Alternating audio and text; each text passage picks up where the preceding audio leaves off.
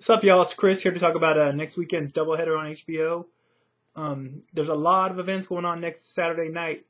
You know, you got the Hey Valua fight, you got this doubleheader, you got a Strike Force card on CBS, so a lot of stuff to keep your eyes out if you're a combat fight sports fan and whatnot. So first off, I'm going to talk about the Harry Joe Yorgey versus Alfredo Angulo fight. Yorgey's got a record of 22 wins, 0 defeats, 1 draw, 10 KOs. He's coming off the 9th round KO over Ronald Hearns. That was on a Showbox, I believe I saw that. Obviously, Yorgey was brought in to be the opponent, but he kind of wore Hearns down, took it to him, and stopped him late. Don't really know what to take of that fight. I think, depending on how this goes, it may say more about Hearns than it does Yorgey. We shall see. As for Angulo, Alfredo Angulo, El Perro, the dog, his record is 16-1 with 13 KOs. He's coming off the 2nd round TKO over Gabriel Rosado. That was on ESPN2. Before that, he had the unanimous decision loss to Kermit Cintrone, his first loss. He looked good in his last fight.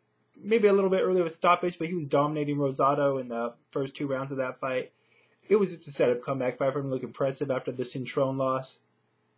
So he looks to be back on track. You know, think about Yorgey. Almost all of his fights are in Pennsylvania, out of Philadelphia, Blue Horizon actually. So you know, actually, we had both these guys on the radio show recently. If you didn't get a chance to check that out, you might want to go check it out.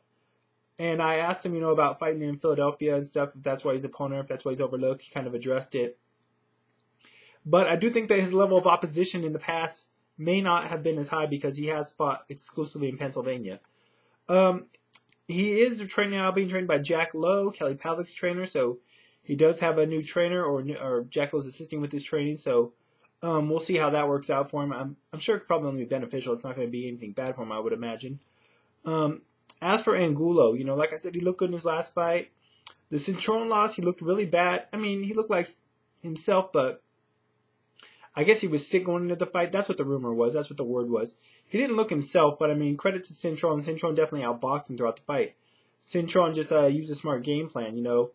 And hard to say if Angulo was even 100% if he would have won that fight. I'd like to see a rematch. Hopefully we'll get it sometime soon, sooner or later.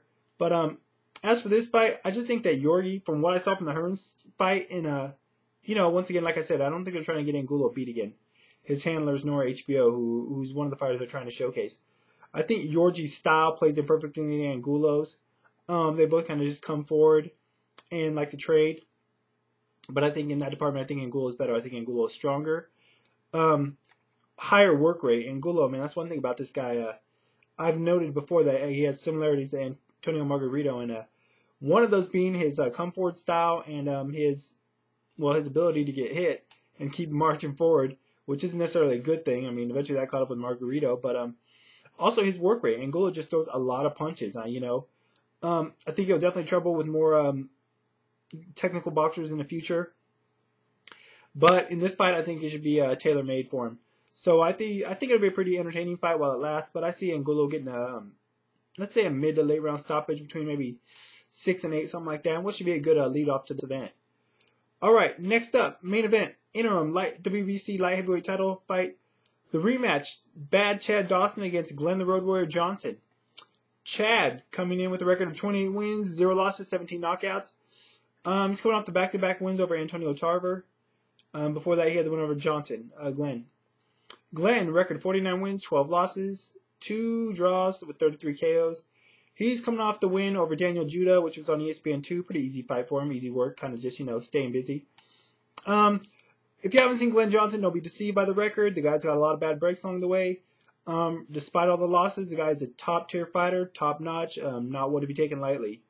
And that's actually what we saw in the first fight. You know, they first fought, I believe it was a year and a half, 2 years ago. I don't know, it's been a while. Or at least it seems like it has, because I wanted the rematch immediately. But that didn't happen. But first fight was a great fight.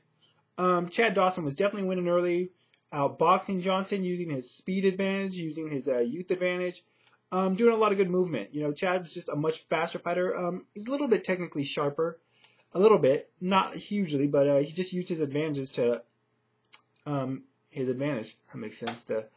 Anyways, but later on in the fight, Glen caught him. Glen caught him and hurt him. And from there on out, the second half of the fight, there were just moments here and there where Glen would catch and hurt Chad. And unfortunately, he was never able to close the show and finish Chad off. But he was able to hurt him on enough occasions and really apply the pressure late. You know, if this would have been an old school fight, 15 rounds, I think Glen Johnson probably would have pulled it out, if not stopped Chad. But unfortunately for Glen, he ran out of time. Chad Dawson was able to hold on for a decision, a unanimous decision. I was actually surprised it wasn't split. It seemed a lot closer than the judges' scorecards, but that always seems to be the case, right? But anyways, it was a good fight. I'm glad we're getting a rematch. It's long overdue, as I said. What do I see happening in the rematch, you know? Nothing's really changed from the first fight. You know, Chad still got the height advantage. He's got the reach advantage. He's got the speed and youth advantages. Glen works more in there, but I kind of see a replica of the first half of the first fight, but more so. I think Chad's probably obviously going to have to train harder to have better conditioning so he doesn't get tired late. And just fight smarter, you know. He did get caught in that fight, like I said, but I think that's because he kind of underestimated Glen's power. I think he'll be much more wary of it after being stunned numerous times in the first fight.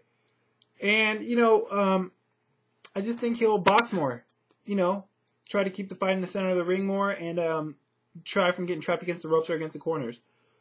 Pretty simple. As for Glen, he's just got to try to track Chad down.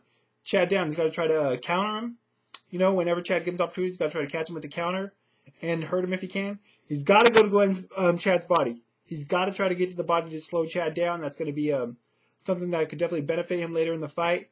And you know, opposite to what Chad does, or to what Chad needs to do, he needs to try to trap Chad against the ropes or trap him in the corner where he can really go to work there. If he can trap him in the corners, he can really tee off to the body and the head there. I don't think he really has to be worried about getting knocked out or anything by Chad. Chad's got decent power, but I don't think he's going to knock out Glen Johnson.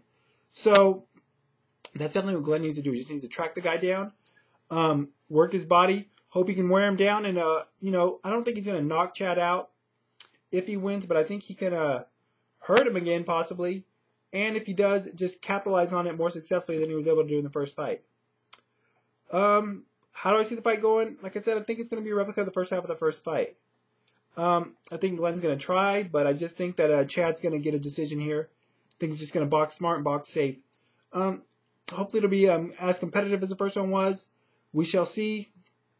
Anything will be better than the last Chad Dawson fight against the rematch against Antonio Tarver, that's for sure. Anything's going to be more entertaining than that fight, let me tell you. But I see Chad winning the decision, maybe 8 rounds to 4, something along those lines. Maybe even 9-3. We shall see. As I said before, we had Harry Joe Yorgey and Alfredo Angulo both on the show not too long ago. Also at the same time, we also had Jack Lowe on that same show.